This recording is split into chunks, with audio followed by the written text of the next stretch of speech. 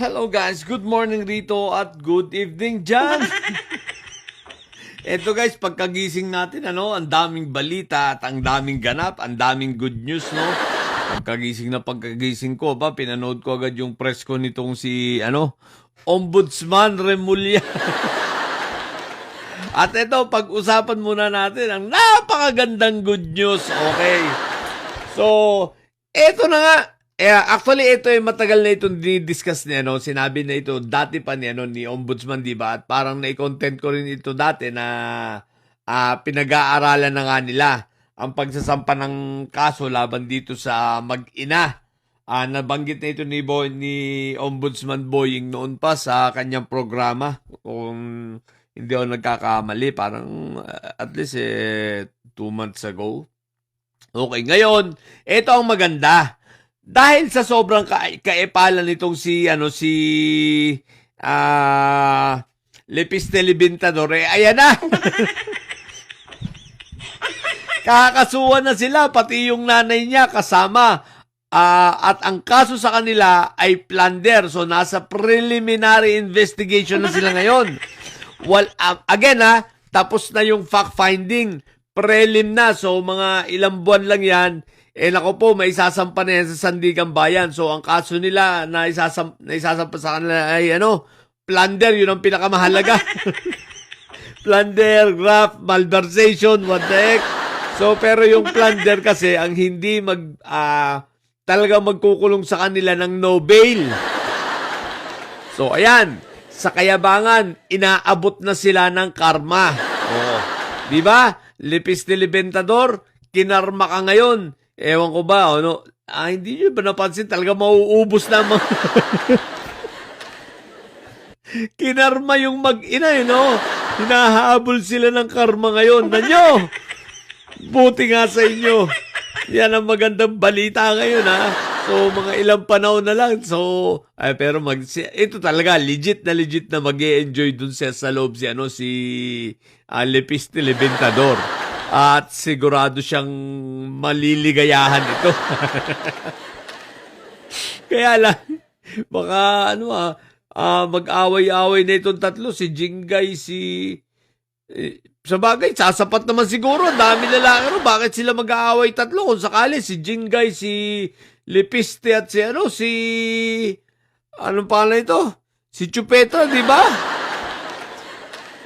Palagay ko naman, pero sasabihin ng mga sasabihin ng mga lalaki ron, dito ka tayo kay Solar Game. At medyo batang-bata. Batang-bata, hindi dugyot tingnan. Kasi yung dalawa, dugyot ng tingnan. So, yari ka ngayon. So, si Loren ay kinarma rin.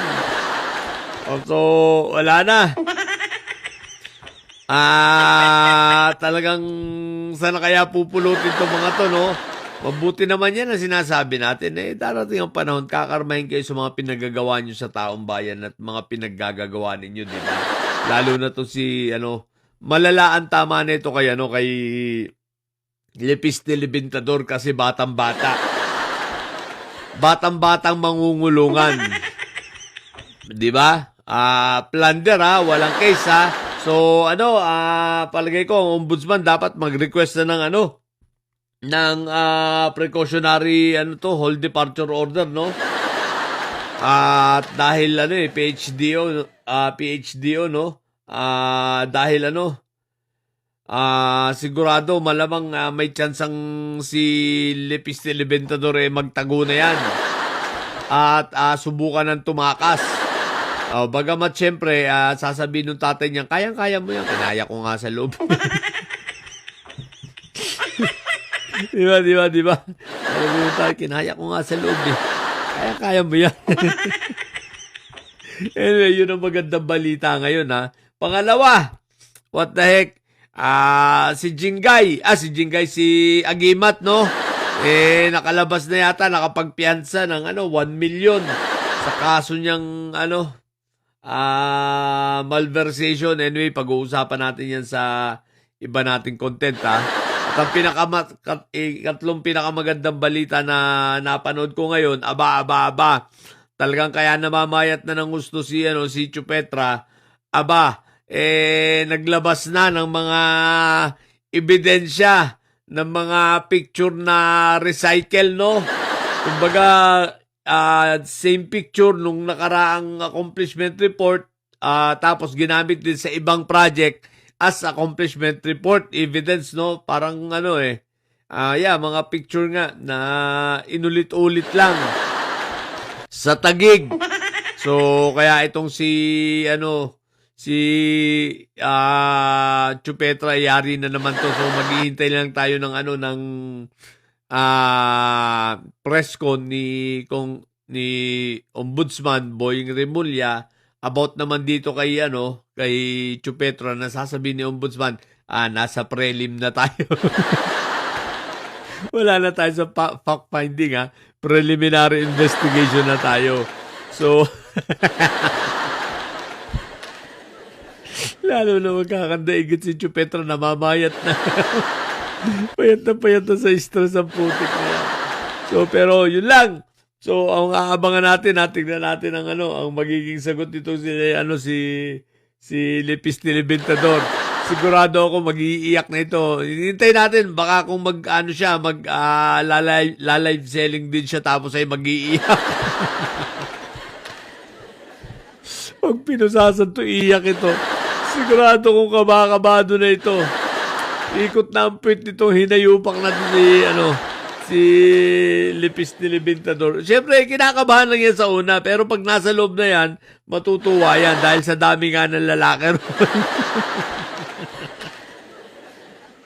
Siya na, si Lepis Nilibintador ang magiging bunso ng Bahana Gang. O di ba ga? Talaga naman, makukumpleto ang Bahana Gang. Kaya lang yung BGMP natin nakalabas yung nakalaya ang putik na yan. Sige, discuss natin yung sa ibang content. What the heck? Kasi napaisip tuloy ako napaisip din ako kay Ombudsman talaga, bakit kung itutuloy nila yung demanda kay Kong Martin, tapos na-reject naman niya yung testimony nung 18 marites, no? 18 busabos, what the heck. Anyway, yun, sa ibang content natin gawin yan. So, yun lang, at congratulations muna.